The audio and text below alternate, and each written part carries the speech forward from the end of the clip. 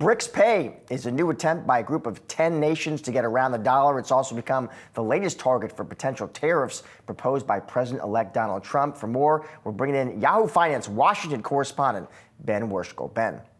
Hey, Josh. Yeah, so it's another week. It's another kind of outsized tariff threat from President-elect Donald Trump. This time it was Saturday afternoon, and in a post from Trump threatening, as you mentioned, 100% tariffs on BRICS countries. The issue here for Trump is around the dollar and about protecting the dollar. What he wants is a commitment to not undermine the dollar.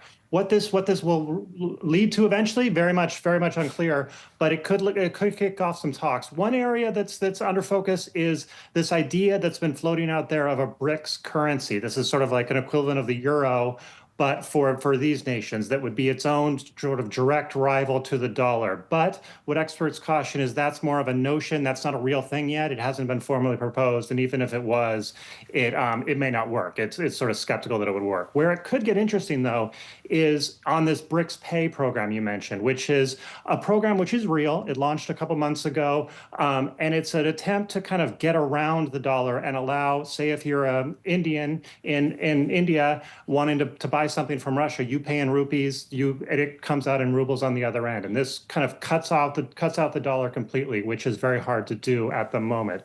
So this is the ambition here, is to be kind of a digital wallet that's both old school with bank-to-bank connections, but also new with blockchain technology to create this new thing, and it's being built out as we go, and so that's where it could get interesting in the talks to come. Overall, here though, there's a lot of skepticism about what this latest threat. He made one last week to Mexico and China. This week it's these BRICS countries, what it means. Ian Bremmer of the Eurasia Group called it a tweet, sort of a threat for Trump's own amusement. So you can take that as one level of looking at this, but it gets at a larger issue here of kind of what's the dollar going forward, and can the rest of the world, quote, de-dollarize?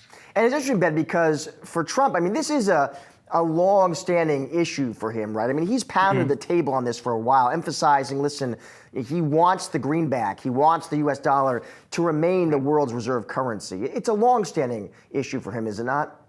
Yeah. This has been him kind of going back a long time back to his first term, and he's long been kind of a dollar warrior for sure. I guess the question is, what kind of concession can he get from this threat that allows him to declare a victory? Does limiting BRICS Pay in some way do that? Does he actually have to get some sort of commitment? What does that look like? And can you actually protect the dollar given these sort of larger trends that I think we talk about day in, day out of a kind of Western world and an Eastern world that maybe are diverging a little bit. So it's going to be a theme for his whole term for sure.